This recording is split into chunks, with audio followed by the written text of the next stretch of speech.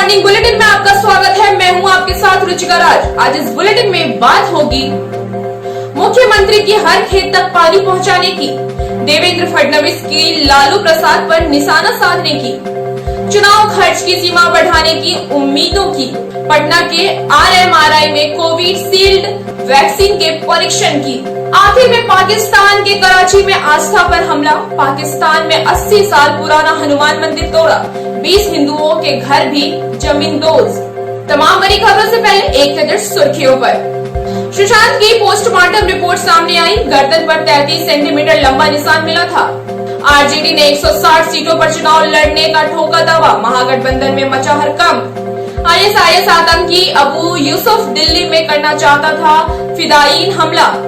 Suicide attack के लिए belt भी रखा था तैयार। पंजाब बॉर्डर पे BSF की बड़ी कार्रवाई, 5 पाकिस्तानी घुसपैठियों को मार गिराया, हथियार बरामद। और सुर्खियों के बाद अब बात करेंगे आज की सबसे बड़ी खबर की। मुख्यमंत्री नीतीश कुमार ने शनिवार को ऊर्जा विभाग की 4,855 करोड़ रुपए की योजनाओं का उद्घाटन और शिलान्यास किया। इस मौके पे नीतीश ने 2005 से पहले बिजली के क्षेत्र में बिहार की स्थिति की याद दिलाई। उन्होंने कहा कि आज हर घर तक बिजली का कनेक्शन पहुंच गया है। अब बिजली आ गई है, लालटेन की जरूरत नहीं रहेगी। नीतीश ने कहा है कि अगर आगे जनता ने काम करने का मौका दिया तो हर खेत तक पानी पहुंचेंगे। विधानसभा चुनाव की तैयारी को अंतिम रूप देने के लिए भाजपा प्रदेश कार्य समिति की 2 दिवसीय बैठक शनिवार को शुरू हो गई है। महाराष्ट्र के पूर्व मुख्यमंत्री देवेंद्र फडणवीस को चुनाव की जिम्मेदारी मिली है। फडणवीस ने बैठक के पहले दिन वर्चुअल सभा को संबोधित किया।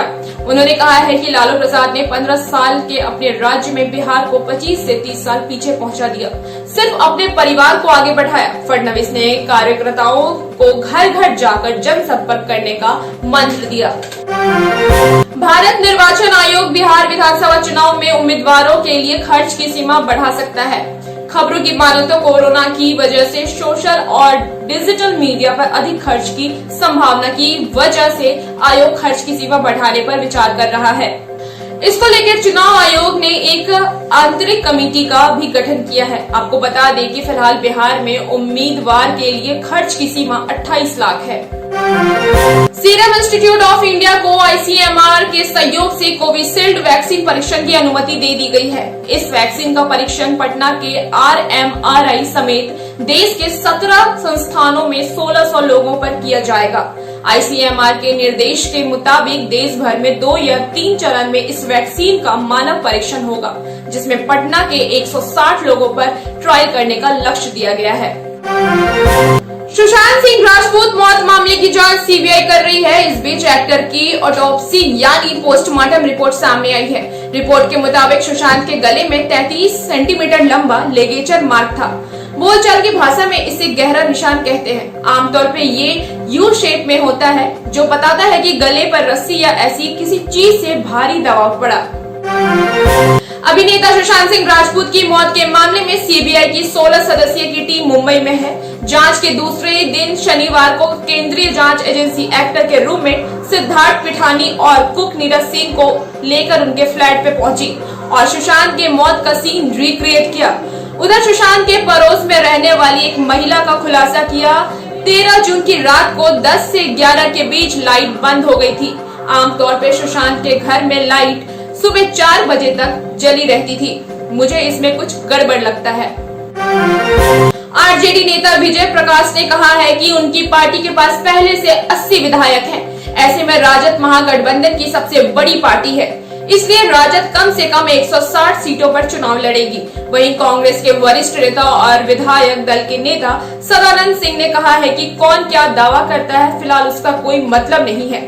जबकि रालोसपा के मुख्य प्रवक्ता अभिषेक झा ने कहा है कि सीट के बंटवारे की बात महागठबंधन के बैठक में तय होगी। किसी भी दावे का अभी कोई मतलब नहीं है। बिहार में दलित राजनीति एक बार फिर केंद्र में आ गई है। आरजेडी के 4 दलित चेहरे के जवाब में जदयू ने अपने 5 दलित चेहरों को खड़ा कर पलटवार किया है। पटना में जदयू के 5 दलित नेता अशोक चौधरी, महेश्वर हजारी, रमेश ऋषि, प्रेमा चौधरी और संतोष निराला ने प्रेस कॉन्फ्रेंस कर आरजेडी पर निशाना साधा है। उन्होंने मुख्यमंत्री नीतीश कुमार की तारीफ में कसीदे भी गढ़े। विधानसभा चुनाव को लेकर बीएसपी ने अपनी रणनीति तैयार कर ली है। बहुजन समाज पार्टी एक बार फिर अकेले सभी 243 सीटों पर चुनाव लड़ने के लिए तैयार है। बीएसपी की नजर इस चुनाव में खास तौर पर उन सभी सीटों पर है जहां से कभी उनके विधायक जीता करते थे। बीएसपी ने यह निर्णय लिया है कि सभी विधानसभा सीटों में से 3-3 उम्मीदवार का बायोडाटा लिया जाए ताकि एक मजबूत उम्मीदवार को मैदान में उतारा जा सके। पूर्णिया में नेटवर्क के नाम पे बड़ा फर्जीवाड़ा सामने आया है। BNG global India limited company पर 3 अलग अलग नामों से पूर्णिया और आसपास के कई इलाके में 1000 लोगों से करोड़ रुपए की ठगी पर फरार होने का आरोप लगा है। लोगों ने इस बाबत एसपी से लेकर डीजीपी, मुख्यमंत्री और उप मुख्यमंत्री को सबूत के साथ आवेदन देकर उनसे जमा पूंजी वापस दिलाने की मांग की है। मिलते हैं एक छोटे से ब्रेक के बाद।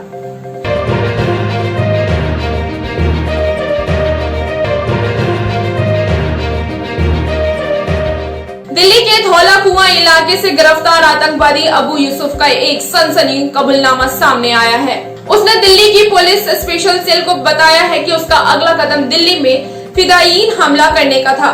यूसुफ ने कबूल किया है कि उसने आत्मघाती हमले के लिए शरीर में विस्फोटकों को बांधने वाला बेल्ट भी तैयार रखा था।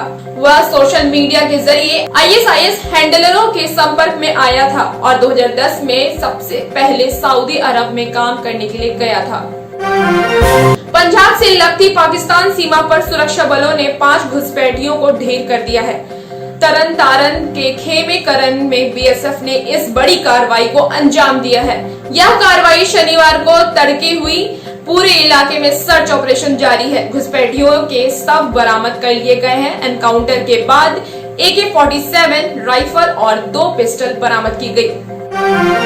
Khadi and village industry commission यानी KVIC ने खादी एसेंशियल और खादी ग्लोबल को खादी ब्रांड का अनाधिकृत और धोखे से इस्तेमाल करने के लिए नोटिस जारी किया है। नोटिस में कहा गया है कि ये 2 कंपनियां ऑनलाइन कॉस्मेटिक और ब्यूटी प्रोडक्ट बेचती हैं। ऐसे में ग्राहकों को खादी के नाम के साथ गुमराह किया जा रहा है। KVIC ने दोनों कंपनियों से कहा है कि वे तत्काल प्रभाव में अपने प्रोडक्ट बेचना बंद कर दे। चीन ने पुडोंग झांगुआ शिपयार्ड ने पाकिस्तान नौसेना के लिए टाइप 054 AP श्रेणी का मल्टीपर्पज स्टेल फ्रीगेट लॉन्च किया है। ये फ्रीगेट रेडार को चकमा देने में सक्षम है। पाकिस्तान की नौसेना के पास इस समय केवल 9 फ्रीगेट्स हैं। ये युद्धपोत 4000 समुद्री मील तक हमला कर सकते हैं और इन पर जमीन से हवा और सबमरीन रोधी मिसाइलें लगी हुई हैं। पाकिस्तान को ये हथियार 2021 से 2023 के बीच मिल जाएगा। पाकिस्तान में आजादी से पहले बने एक हनुमान मंदिर को तोड़ दिया गया है। इस मंदिर के आसपास करीब 20 हिंदू परिवार रहते थे। इनके मकान को भी तोड़ दिए गए हैं। यहाँ एक बिल्डर कॉलोनी बना रहा था और आरोप है कि स्थानीय प्रशासन ने उसकी मदद की है। मंदिर में मौजूद मूर्तियां भी गायब कर दी गई हैं। पाकिस्तान सरकार की तरफ से अब तक इस बारे में कोई आधिकारिक बयान जारी नहीं किया गया है। बिहार टिक्स के मॉर्निंग बुलेटिन में सिर्फ इतना ही। देखते रहिए बिहार टिक्स। नमस्कार।